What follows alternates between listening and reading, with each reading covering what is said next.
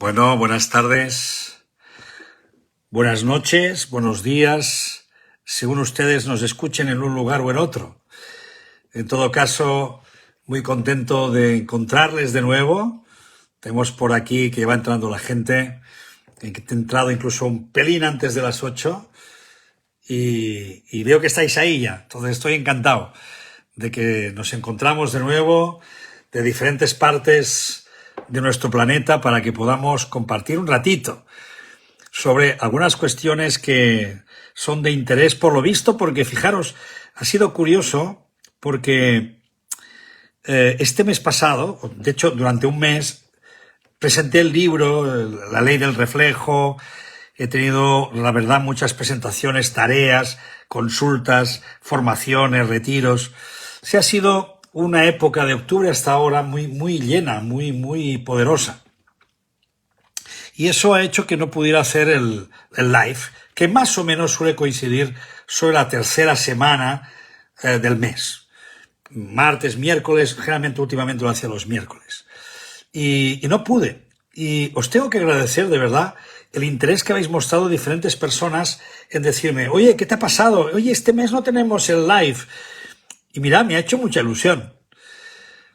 Saludos, Jordi Empordanés. Pues me ha hecho mucha ilusión porque la verdad uno piensa que no es que no lo siga nadie, que no lo vea nadie, pero va pensando que la gente tiene otros quehaceres y tiene muchas cosas importantes que hacer, que dedicarlo a estar pensando si tú estás haciendo un live, si no lo haces, si lo has puesto, si no lo has puesto. Y por lo tanto, cuando diferentes personas me han dicho, oye, ¿qué pasó? Pues me ha hecho, la verdad, me ha hecho mucha ilusión. Por lo tanto, muchas gracias a todos por estar ahí, por seguirme, por poder participar con vuestros comentarios de... Hola, Lucero, Manuel Lucero, ¿qué tal? Buenas noches. Voy saludando ahora, aprovecho ahora porque luego cuando arranco con el tema ya tenemos poco ya que saludar porque me meto ya en la tarea. Pero bueno, sí, daros las gracias, como decía, porque habéis estado ahí, porque es bonito ver que lo vais siguiendo de un modo u otro.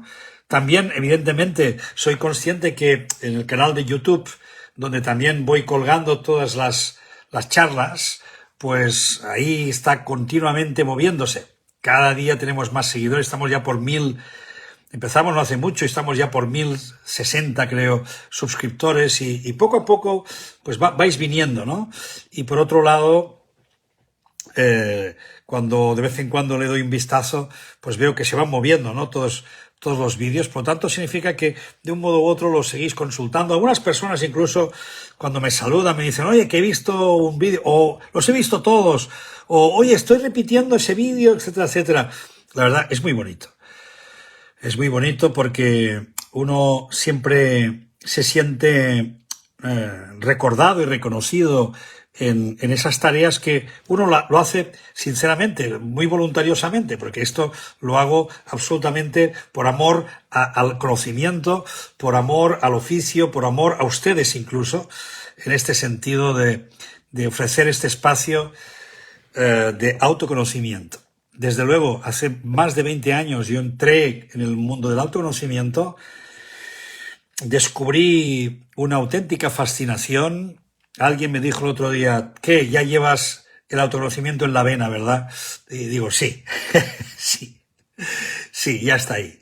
Porque cuando uno entra, ya no lo suelta. Y es para toda la vida. Y es una tarea muy bonita. También es cierto que de vez en cuando hay que recordar que no hay que volverse loco, no hay que hincharse de autoconocimiento, ni tampoco hacerlo pequeñito.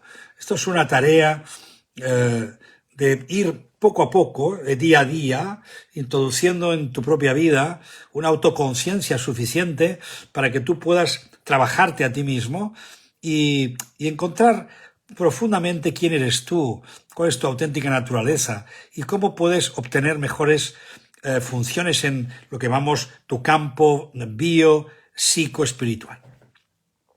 Bueno, pues muchas gracias a todos, ya lo he dicho, y justamente lo hago el Día de los Santos Inocentes. Espero que nadie se lo ha tomado como una inocentada, que no lo es, ya lo veis, aquí estoy. Y por lo tanto, también deciros que estamos a las puertas del nuevo año. Ya mañana seguramente ya voy a publicar algún post para para dedicar unas palabras simplemente a las personas que estáis ya teniendo por delante ese nuevo año. Los humanos tenemos la tentación de contar el tiempo. Y cuando contamos el tiempo, por un lado nos sirve para que lo podamos manejar, para planificar cosas, para programar, para temporalizar las cosas, y desde luego en ese sentido es muy útil. Pero los humanos también, contando el tiempo, nos angustiamos mucho. Entonces yo de vez en cuando me gusta recordar, cuidado con el tiempo, porque es fuente de angustia. Pero hoy no toca, ya hay una clave del autoconocimiento que habla sobre eso. Lo que sí venía a decir es que cuando llegamos a fin de año, la tentación muy humana es poner el cronómetro a cero. Lo hacemos también cuando volvemos de vacaciones, generalmente. Pero sobre todo, los fines de año. Déjame ver un poquito, que tengo el cuello ya resequito de tanto hablar. Pues cuando llega el mes el primero de año, es como quien pone el cronómetro a cero. Entonces se produce como una enorme tentación de querer decir, ahora sí, lo pongo a cero, volvamos a empezar. Vamos a empezar de nuevo. Entonces hay como un empuje, hay como una fuerza que nos da el hecho de empezar, de arrancar. Y eso nos da mucha fuerza, es verdad. Pero es una fuerza que se agota enseguida. Porque si uno realmente no trabaja seriamente sus propósitos, si no le pone temporalización, pero en el sentido de mucho tiempo, sino en el sentido de, como dicen los expertos en motivación, que tengamos retos a corto plazo y que supongan un pequeño esfuerzo, no un gran esfuerzo, porque entonces no lo vamos a hacer. Entonces yo os voy a dejar algunas pistas, pero en el post. Hoy lo vamos a dedicar a un tema que me parece fascinante. Es un tema que no he hablado todavía. Pero porque no es un tema que sea propio del autoconocimiento, no es un tema que se suele hablar mucho de ello. A mí me gusta, es una de mis... Si tuviera que definir mis claves del autoconocimiento, diría, intento buscar la originalidad en aquello que ya es conocido, o en aquello que lo podemos contar o ver desde otro punto de vista. Entonces, hoy os voy a contar un punto de vista que me di cuenta el otro día cuando estaba hablando con un paciente. Y me decía, mira Xavi, resulta que... No recuerdo tampoco, quiero contar casos, no lo suelo hacer. Pero bueno, había tomado una decisión que le pareció errónea. Y tuvo unas consecuencias que no fueron agradables. Entonces, le pareció que había hecho daño a alguien y que el resultado que le esperaba no era ese. Y entonces me dice, no te puedes creer que llevo prácticamente toda la semana que no me saco eso de dentro. El primer día casi ni duermo. No dormí, apenas, porque estaba tan preocupado y estaba tan dolido y me sabía tan mal. Y luego los días siguientes lo mismo, lo llevo metido dentro, estoy ahí dándole vueltas. Y espontáneamente me dijo, creo que estoy pagando la pena. Y digo, claro. Hombre, por supuesto que sí. Está pagando la pena. La pena por algo que considera que hizo mal. La pena por algo que considera que fue un error, que tuvo un mal resultado, que se equivocó, en definitiva. Entonces, cuando hablamos de pagar la pena, estamos hablando de cómo nos tratamos a nosotros mismas, a nosotros mismos, cuando consideramos que nos hemos equivocado, que hemos actuado mal, que hemos tenido un mal resultado, o que hemos causado daño a alguien. Sobre todo, este es el caso que estamos hablando, pero es el caso que generalmente duele más. Se supone que siempre hablamos de un daño no intencionado. Y precisamente porque no es no intencionado, entonces nos sale mal. Porque claro, acabamos diciendo, yo no quería eso, no era mi intención, pero ocurrió. Bien, entonces los humanos tenemos una facultad de enjuiciarnos. Tenemos la capacidad de condenarnos a nosotros mismos. Fijaros, esa persona ya se había hecho su propia condena. Qué mal que lo hice. ¿Pero por qué lo hice? Entonces ese tormento ya es la pena. No está esperando que le venga la pena por ningún lugar, o que alguien le tenga que juzgar, o que esa persona dolida le tenga que decir, fíjate lo que has hecho, sino que ella misma ya se ha condenado. Y como se ha condenado, está pagando la pena. Y esa pena es ese dolor, ese maltrato, ese enjuiciamiento y sobre todo esos sentimientos de culpa que pellizcan el alma. Recordar que muchas veces, ya hemos dicho que el sentimiento de culpa no tiene mucho sentido. En programación neurolingüística hay un principio, una de sus presuposiciones fundamentales que ya la he dicho en alguna clave, que dice: las personas se deciden por la mejor opción disponible. Y efectivamente en ese momento dije lo que no tenía que decir. Sí, no calculé bien. Sí, quizás podía haber ahorrado la equivocación.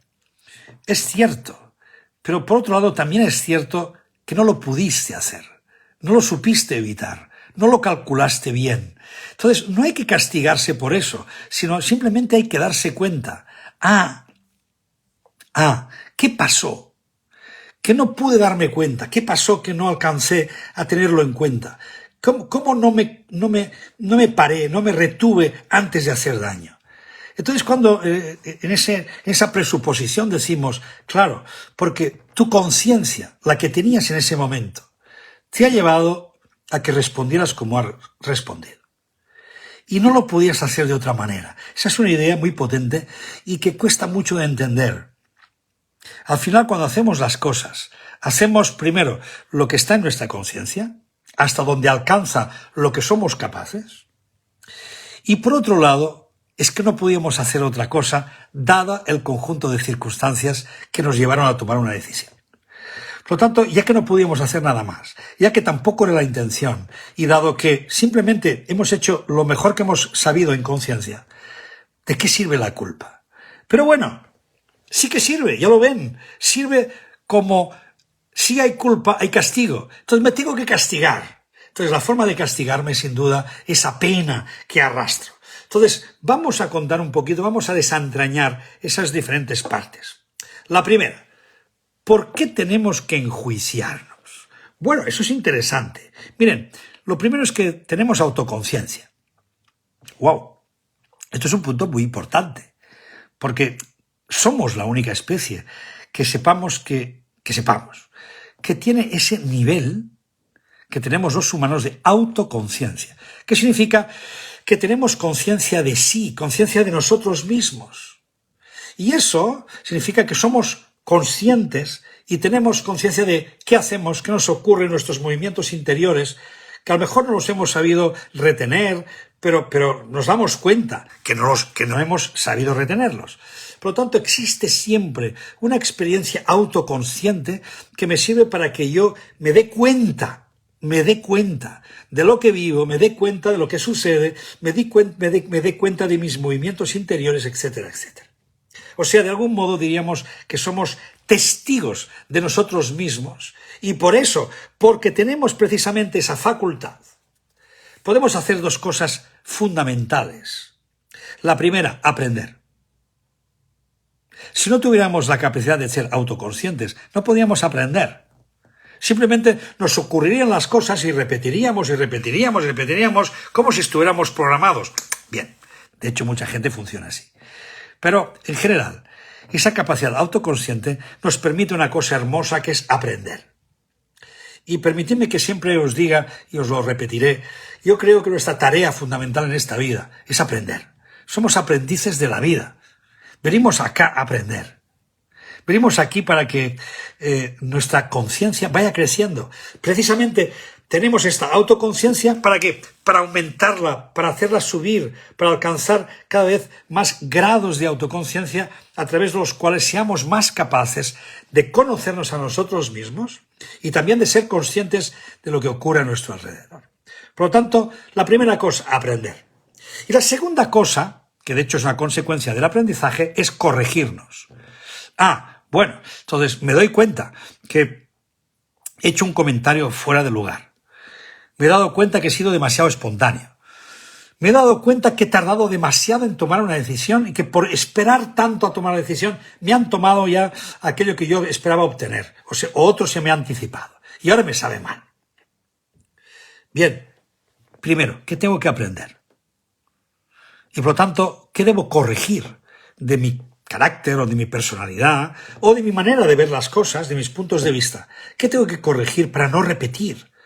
Porque si aprendo, no repito. Si repito, es que no he aprendido. Por lo tanto, es muy importante el hecho de que tengamos en cuenta que la autoconciencia está absolutamente condicionada, o está más que condicionada, no lo he dicho bien, está orientada hacia el aprendizaje. Bien, pero ¿qué ocurre? Que del mismo modo que podemos ser conscientes de nosotros mismos y podemos aprender y corregirnos, también podemos ser realmente severos, muy severos con nosotros y nosotras mismas. Claro, esa severidad crítica solo puede venir de cuando yo me observo a mí mismo, me juzgo a mí mismo desde el Olimpo de los ideales, desde lo que llamaríamos un estado hinchado de perfeccionismo. No me puedo equivocar, no puedo fallar, tengo que hacerlo todo bien, tiene que ser perfecto. Entonces tengo una imagen idealizada de mí y cada vez, que va a suceder continuamente, pero cada vez que me decepciono, cada vez que algo no me sale bien, cada vez que me equivoco, cada vez que me tengo que corregir, entonces caigo en un desánimo terrible, entonces me juzgo mal, me trato con severidad.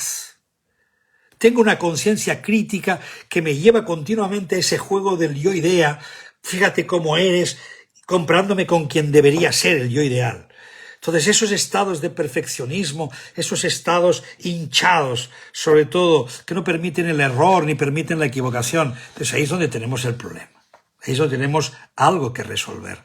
Pero hay gente que funciona así, de esta manera, entonces seguramente muchos de los que me estáis escuchando podríais decir, sí, y yo que también soy así.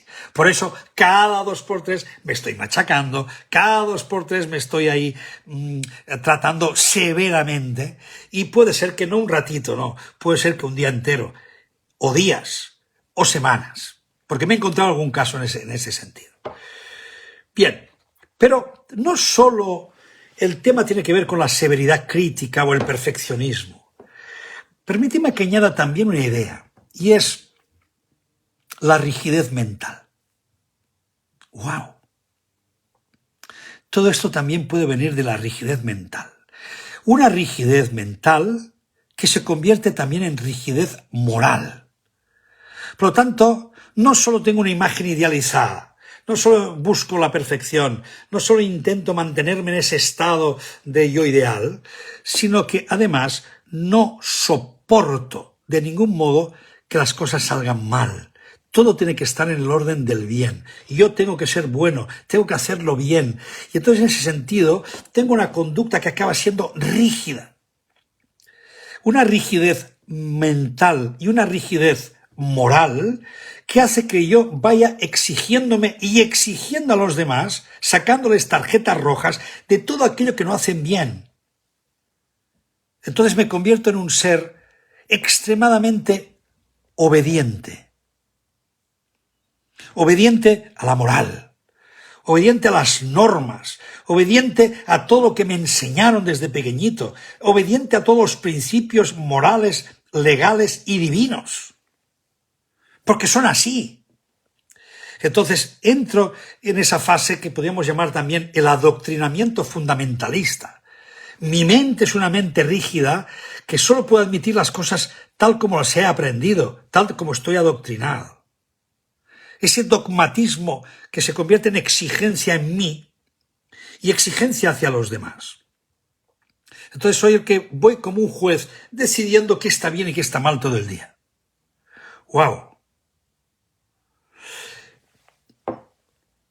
Se puede llegar, permitidme que aquí ahonde un poquito más, se puede llegar incluso a esas personas que no solo tienen programas de yo ideales y tienen cierta severidad o rigidez mental y moral, sino que no pueden soportar ninguna mediocridad.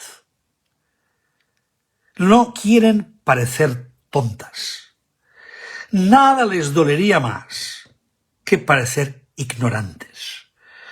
Todo por tal de evitar la vergüenza de que puedan pensar que esa persona es así. Por lo tanto, no puedo ser mediocre. Entonces tengo que estar todo el día demostrando de algún modo lo bueno que soy, lo mucho que sé, las cosas buenas que hago, los éxitos rotundos que consigo, que es como una forma de compensar aquello que supuestamente temo que no me salga bien, temo que vaya mal, y cuando sucede entonces aparece la severidad crítica. Pero cuando aparece la severidad crítica, entonces aquí aparecen cosas un poco ya serias. Y cuando digo serias, me refiero a que ya son cosas que empiezan a tocar tanto la personalidad que entramos ya en lo patológico. ¿Pero puede existir una patología moral? Sí. Exacto, puede existir.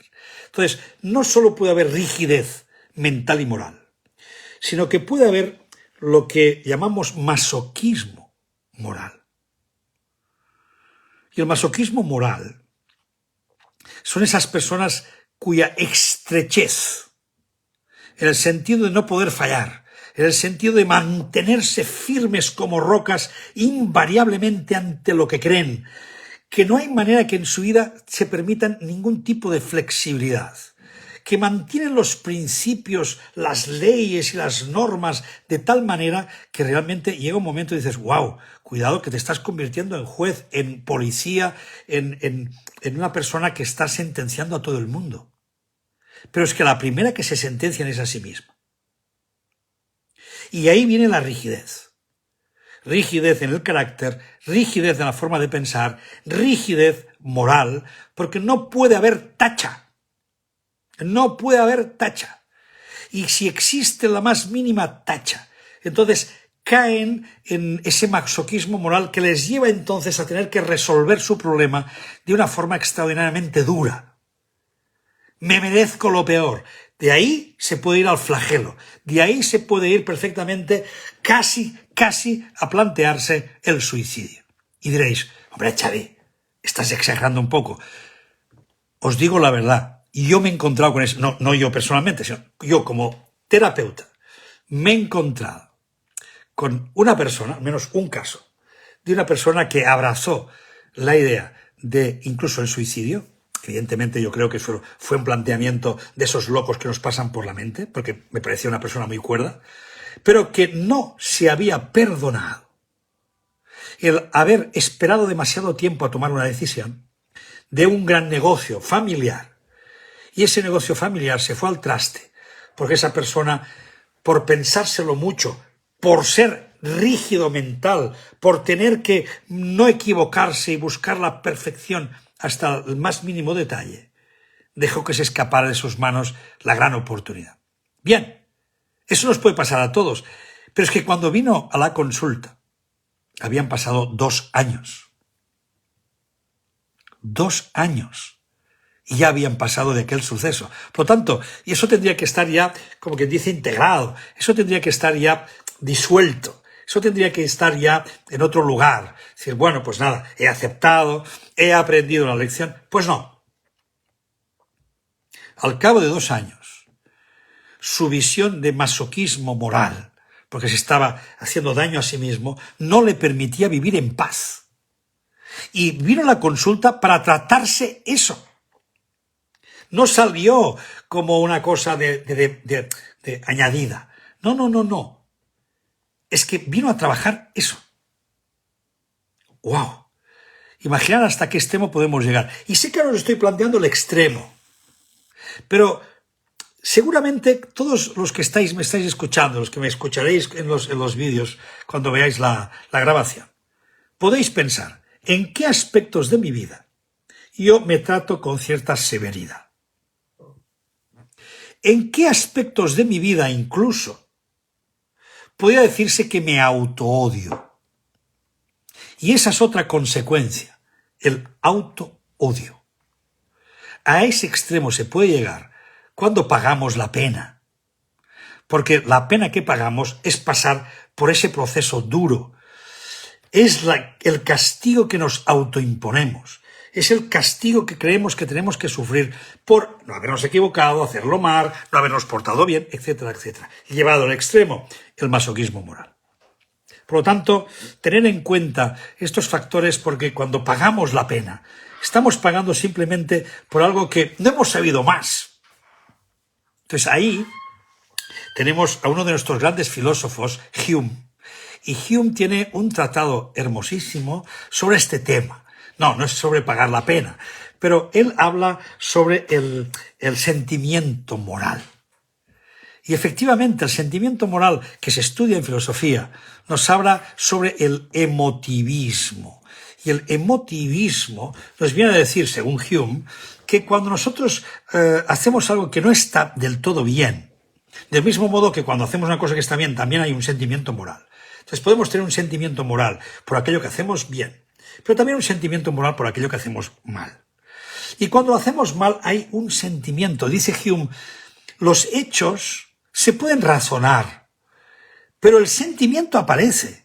Ese sentimiento de desagrado, de inutilidad, ese sentimiento de no haber hecho lo correcto. Entonces nos nace dentro de nosotros, de nosotras. Y ese sentimiento es el que de algún modo parece como si se quedara instalado dentro de nuestra mente y de nuestro cuerpo y sentimos ese sentimiento.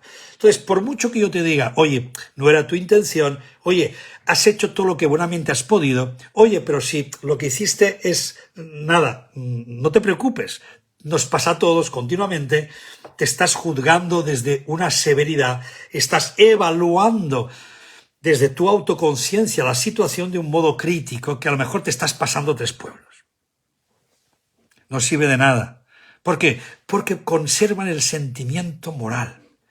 Y ese sentimiento sigue estando ahí dentro. Y mientras está ahí dentro, de algún modo hay que pagar la pena. ¿Y qué estamos haciendo con pagar la pena? Pagamos precisamente el haber tenido ese sentimiento. Ese sentimiento cuando lo alargamos, ese sentimiento no es un sentimiento indicativo, no es un sentimiento moral solamente, sino que acarrea ya una consecuencia, acarrea un pago, acarrea el pago de la culpa o la sentencia, que es el sufrir, ese sufrimiento moral, ese sufrimiento o ese sentimiento que Hume trataba como sentimiento moral. Dicho de otro modo, cuanta más pena mejor, y cuanto más dura mejor. ¿Por qué? Porque es el horror que he sentido ante mi propia conducta. Y hay personas que se tratan así, se tratan de esta manera, y que llegan a esos extremos. Dios mío, cuántos días de sufrimiento por aquello que hice, y me ha quedado el sentimiento y estoy pagando la pena. Pagar la pena. Bien, entonces podéis imaginaros que cuando entramos en estas situaciones, bueno, nuestra mente está un poco retorcida en este sentido, no está funcionando del todo bien. Pero entiendo ese sentimiento, porque el sentimiento moral creo que hasta los niños lo tienen. Y que de algún modo, niños ya mayorcitos, y de algún modo todos tenemos y vivimos continuamente situaciones de este tipo. Entonces, permitidme que os plantee ya cómo redimir ese pecado, ese horror sobre lo que ha pasado, que a veces lo tratamos de una forma exageradamente dramática.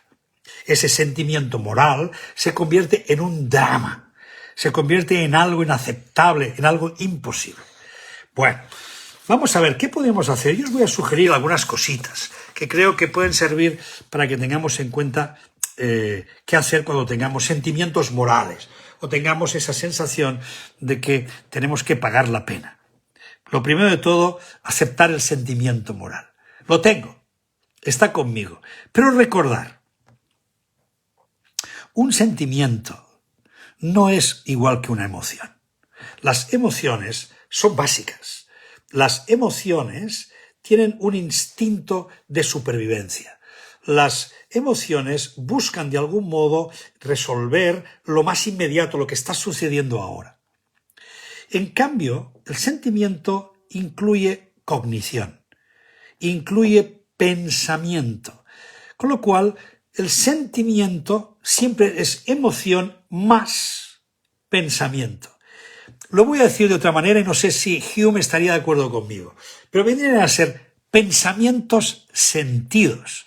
Entonces, para mí, ese sentimiento moral es un pensamiento sentido. ¡Wow! mi autoconciencia se ha dado cuenta de que no lo hice bien, no me porté bien, no estuve a la altura, me equivoqué, fallé. Entonces tengo ese sentimiento en mí. Y entonces pienso, ¿no? Voy pensando, ves, no tendrías que haberlo hecho, si hubiera sucedido. Pero cuidado, porque cuando entramos en esta evaluación, nos vamos enseguida hacia la severidad crítica, nos vamos enseguida hacia esos yos que ya no son considerados como ideales, y por lo tanto caigo en una especie de autoodio o una especie de rigidez mental, porque entonces no me trato bien. No, estamos hablando de un sentimiento. Por lo tanto, primero, separar la razón en el sentido de separar los hechos. ¿Qué es lo que ha sucedido? Mira, lo que ha pasado ha sido esto, porque a veces ya juzgamos mal los hechos. Y ya estamos incriminándonos en los hechos. Bueno, ser capaces de ver los hechos como son. Y en los hechos también tenemos que ser en este sentido más ecuánimes. Y ecuanimidad en este sentido significa ser consciente de lo que yo hice, pero también ser consciente de lo que lo hicieron los demás. O ser consciente de cómo lo vivieron los demás. O ser consciente de cómo ciertas circunstancias crearon que sucediera algo. No lo digo en un sentido de irresponsabilidad, que no, que ya sabéis que yo defiendo todo lo contrario. No se trata de limpiarse las manos. No se trata de decir, porque pasó eso, porque la culpa es del otro. No. Nada de victimismo.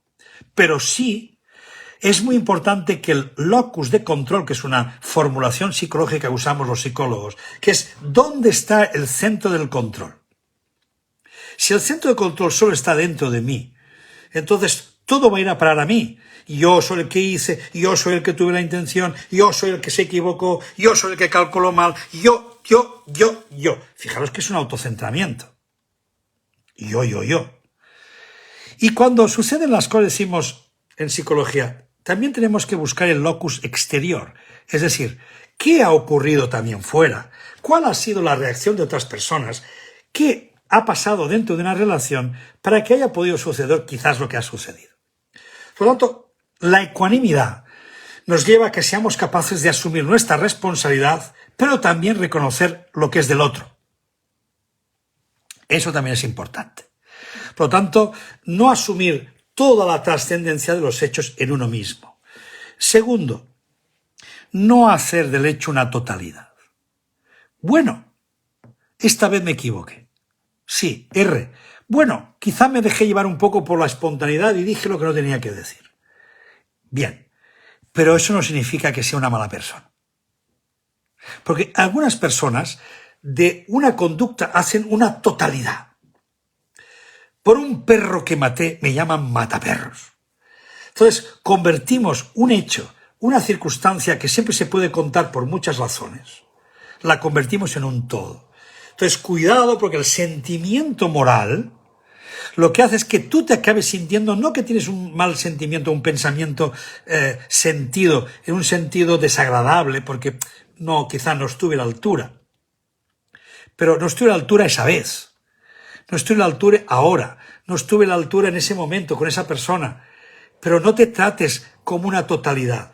Todo yo soy maligno, no soy buena persona, soy una persona que no soy nada ideal, no soy perfeccionista, entonces ¿qué soy? ¿Qué soy? Pues soy un desastre. Cuidado, porque inmediatamente nos vamos a hacer totalidades. Esas totalidades no nos sirven, porque nos vemos desde una sola dimensión y desde una sola conducta y circunstancia, y por eso que ocurrió ya soy eso. No. Otro día eso puede ser de otra manera, y porque aprendí otro día ya lo hago de otra manera, y siempre estoy observando conductas, hechos, situaciones, valorándolas correctamente. Si no, nos vamos a ir a las generalizaciones, nos vamos a ir a las totalidades, y por ahí nos vamos a perder. Por lo tanto, cuidado con esos juicios totalitarios, porque entonces convertimos el hecho y sobre todo una conducta en una identidad. No nos confundamos, una conducta no es una identidad. Bueno, es que lo haces muchas veces. Bien, entonces esa conducta que siempre tiene excepciones, esa conducta la puedo aprender, corregir, pero no convertir en una totalidad. porque entonces ya me trato a mí mismo como si yo fuera eso. Entonces me estoy etiquetando, estoy poniendo algo a mi identidad. Y hoy que es 28 de diciembre, que es el Día de los Santos Inocentes, recordar que antiguamente se ponían aquí las inocentadas, se ponían esos muñequitos, que de algún modo era como la inocentada. Y llevabas eso colgando. Pues oye, no te cuelgues etiquetas identitarias. No te cuelgues esos malestares por una cosa que ocurrió, por un hecho, una conducta determinada que te ha pasado una vez. Bueno, unas cuantas veces, algo tendré que aprender. Algo tendré que corregir, pero sobre la conducta, no sobre mi yo entero. Por tanto, tener en cuenta eso. Desde luego aprender, ya no repito, ya lo he dicho, no repetir la importancia de aprender. Tercera cosa, oye, ¿y si aprendiéramos a tolerar ciertos niveles de frustración y de vulnerabilidad? ¡Wow! Pues quizá la cosa va por ahí. Porque tanto perfeccionismo y verme desde esas alturas como si fuera un dios o una diosa. Cuidado, porque quizás lo que están demostrando es que no soy capaz de tolerar ninguna frustración. Y cuando no soy capaz de tolerar ninguna frustración, ahí es donde aparece la rigidez. Y ahí es donde aparece la severidad crítica. Porque no me permito simplemente vivir un rato, esa frustración. Bien, he decepcionado. Pues mira, me lleva un disgusto. Pues mira, lo hice mal. Pues sí, lo hice mal. Y me quedo ese tiempo de pensamiento moral, ese sentimiento moral que está en mí, lo dejo que se vaya integrando y que yo pueda ir aprendiendo sobre lo que ha pasado y lo vaya situando de modo que pueda tolerar que en mí también existe una cosa que se llama frustración. Pero es que también existe otra cosa que se llama vulnerabilidad. Y ser vulnerable no es igual a ser débil o frágil. Entonces hay mucha gente que confunde vulnerabilidad con fragilidad. Tú no eres frágil, eres vulnerable. Y vulnerable, que viene de vulneras, es el latín que nos dice puedes ser herido. La vida te puede herir. Otro humano te puede herir. Por lo tanto, estás sometido a las contingencias de la vida y a las relaciones humanas. Y eso te va a llevar en algún aspecto, en algún momento, a vivir aspectos que te hacen sentir vulnerable. Que no débil, que no frágil. No te vas a romper. No te vas a romper porque algo no lo has hecho bien. No te vas a romper porque has decepcionado a alguien. No te vas a romper casi por nada. No te vas a romper. O en todo caso, si te rompes es porque ya vas a ir más allá, porque ya no vas a estar tolerando y sosteniendo tu propia vulnerabilidad, que incluye ciertos pasos de vergüenza. Recordar, Brené Brown, cuando trabaja el tema de la vulnerabilidad, la relaciona directamente con la vergüenza. Y dice, las personas que son más fuertes en la vida no lo son porque tengan más fortaleza ni sean más valientes, sino porque tienen más niveles de tolerancia sobre su vulnerabilidad. Por lo tanto, qué importante que es. No nos confundamos, no somos más débiles.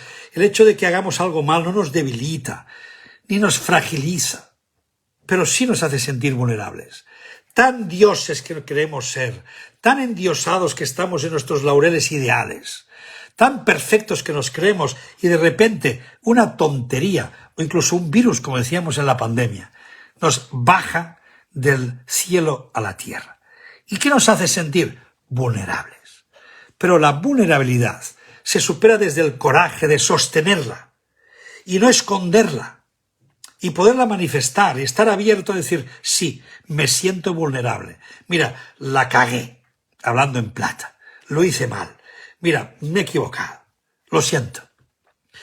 Y eso me hace sentir muy vulnerable, pero a la vez no me lo escondo, estoy ahí con la apertura de decir, es así. Y ya está. Y vamos a aprovechar esa frustración, vamos a aprovechar ese momento para aprender, para crecer, y para crecer en coraje Coraje viene del corazón, es una palabra que incluye el corazón. Y el coraje es la bravura que nace del corazón, no la bravura del guerrero que es muy valiente, sino la bravura que nace de asumir nuestras propias condiciones de vulnerabilidad. Por lo tanto, ¿cómo resolvemos, en lugar de pagar una pena tan cara, por qué simplemente no somos capaces de aprender a tolerar, a gestionar nuestra propia vulnerabilidad? Es muy importante. Practicar también la disculpa o corregir el error. Por eso decíamos antes, tengo que aprender también a disculparme, pero no a fustigarme, no a maltratarme, ni tampoco ir al otro y casi ponerme a sus pies y decirme perdóname, perdóname. No, es simplemente disculpa. Disculpa, no acerté. Disculpa, no lo hice suficientemente bien. Bueno, no salió bien, no salió como esperaba. Mira, creí que sería una cosa, ha sido otra. No pasa nada. Pido disculpas. Pero practico la compasión, sobre todo la autocompasión. Cuidado, compasión, no compadecimiento, porque el compadecimiento es el que me lleva a pagar la pena. Me compadezco de mí. ¿Qué pena tengo de mí?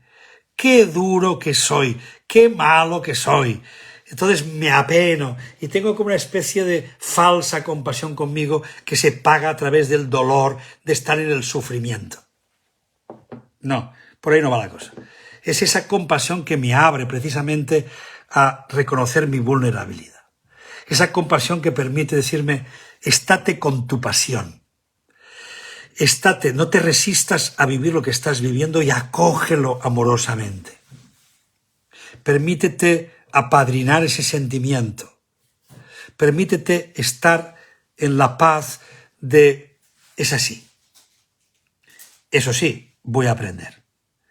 Y por ahí viene el compromiso de no repetir. Por lo tanto, ¿qué podemos hacer? Tomar conciencia de los hechos sin juicio, darme cuenta que el dolor, que ese sentimiento moral que tengo, lo tengo porque estoy metiendo juicios en mi mente. No eres esto, no eres lo otro, porque te falta esto, porque te falta lo otro. Por lo tanto, estoy jugando al juego del yo-idea y el yo-ideal. Por otro lado, no hacer totalidades de una conducta. Aprender para la siguiente ocasión. Corregir aquello que haga falta corregir. Practicar la autocompasión, que no el compadecimiento. Y perdonar nuestras faltas y aprender de ellas. Y comprometernos, eso sí, me comprometo a no repetir. Voy a intentar que esto no vuelva a suceder. Bueno, como veis, por lo general, pagar con pena es ejercitar ese sentimiento moral, pero un sentimiento a la postre. Y recordar, el sentimiento precisa de el pensamiento. Y el pensamiento, cuando viene muy cargado de juicios, no vamos a ir bien. Por lo tanto, en lugar de aprender, a veces pagamos con la pena. Y por ahí no vamos bien. Porque, fijaros, ante lo que podamos causar en los demás, o bien tomamos responsabilidad. Por lo tanto, la responsabilidad, que significa dar respuesta ante lo que no hice bien ante los demás. Doy una respuesta. Mira, voy a corregir. Mira, no ha ido bien, disculpa. Voy a aprender para la próxima vez. Bueno, voy a permanecer un tiempo con ese sentimiento que voy a apadrinar, me lo voy a permitir, pero sin juicio, sin estarme machacando, sin severidad crítica y sin rigidez moral, porque si aparece la rigidez moral estoy perdido. Porque la rigidez moral no solo me va a castigar a mí, sino que voy a ir castigando a los demás. Si no tomamos la responsabilidad, entonces es cuando tenemos como consecuencia ese masoquismo, cuando tenemos como consecuencia ese sentirnos mal y pasar una noche sin dormir, una noche en vela, o una semana de sufrimiento, o como ese señor que me vino a ver 2 años, arrastrando un sentimiento de severidad crítica muy duro, que puede llegar, como os he dicho, al auto-odio. Por aquí me preguntáis, me dice mi amiga Maribel, aprender a ser resiliente. Sí, que la resiliencia sería como una manera de ejercer el recomponerme lo antes posible.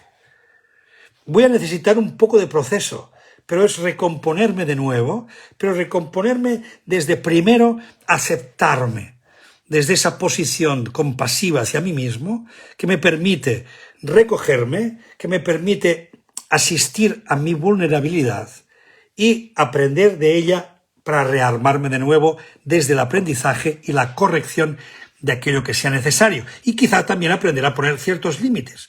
Bueno, pues me he dado cuenta que a lo mejor a veces me extralimito, que no he calculado bien, pues oye, aprende. Porque al final, repito y acabo, todo está al servicio del aprendizaje. Por lo tanto, me gusta mucho que utilicéis esta palabra de aprender, porque efectivamente es que hemos venido a esta vida a aprender. ¿Y si no qué? Si no qué.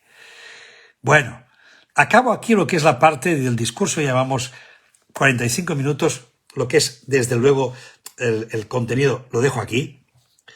No paguéis con pena. Pagar con aprendizajes, pero no paguéis con penas. Y recordaros simplemente que desde este ya próximo año empezamos un nuevo andaje en la vida, un nuevo camino, a través de Kauma Life. Kauma Life es lo que hemos creado con mi amiga Paqui Delgado en Granada para poder organizar retiros y para poder profesionalizar incluso un poco más y darle un poco más aún de cuerpo a algo que ya llevo años haciendo, pero que cada vez está tomando más cuerpo. Más y más personas nos pedís y os acercáis a los retiros, porque entiendo que no es suficiente con saber las cosas que os contamos, que no es suficiente con leerte un libro, que no es suficiente con ir haciendo algunas pequeñas tareas, sino es necesario un mantenimiento y sobre todo una profundización. Entonces, eso es lo que os vamos a proponer, os proponemos desde Kauma Life, con K de kilo, Kauma Life. Y ahí vais a encontrar los próximos retiros que ya tenemos programados para los primeros meses ya de enero y febrero, y más que van a venir. Por lo tanto, mensualmente vais a tener a vuestra disposición diferentes retiros que van en el orden de 3 líneas, que son el bienestar, que son la interioridad y que son los retiros también terapéuticos. Retiros para trabajar precisamente esa parte más psicológica que a veces nos impide que podamos ahondar en nuestra interioridad. Por lo tanto, para aquellos que vais estresados, tenemos el bienestar, tenemos retiros para que la ansiedad la entendáis bien, la podáis manejar, del mismo modo que también podemos manejar muchas otras cosas que os vamos proponiendo. Tenemos una visión biopsicoespiritual. Tenemos en cuenta el cuerpo, tenemos en cuenta la mente y tenemos en cuenta el espíritu y nuestra alma. Tenemos que cuidarla, tenemos que aprender mucho de todo eso. Por lo tanto, ahí tenéis vuestra propuesta para los que queráis venir. Ojalá os pueda ir saludando uno a uno. Los retiros sean en la zona de Andalucía, aquí en Cataluña, por Madrid también nos vamos a mover. Por lo tanto, ojalá nos podamos encontrar y podamos recordar, oye, que yo te conocí el día que hablaste de la pena. El día que que me diste pautas o pistas sobre pagar con la pena. No paguemos con la pena, paguemos con aprendizajes, con responsabilidad personal y sobre todo con tarea activa. Esa tarea activa es lo que hemos convertido también en retiros. Pero bueno, vendrán más ofertas, vendrán más propuestas. Ahora ya hemos arrancado de nuevo, por lo tanto, espero que a mediados de enero o así ya podamos tener un nuevo tema. Ya lo tengo preparado. Es un tema que también le he dado la vuelta. Es un tema muy interesante que se va a llamar, lo llamo la rabia asertiva. Tema que puede ser muy interesante. Entonces, gracias a todas, gracias a todos. Bendiciones, que tengáis muy buena noche, que tengáis muy buen año, que tengáis una buena entrada de año, que os vaya muy bien.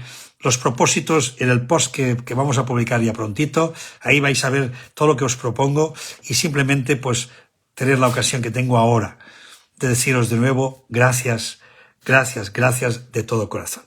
Hasta pronto. Chao. Buen año. Chao.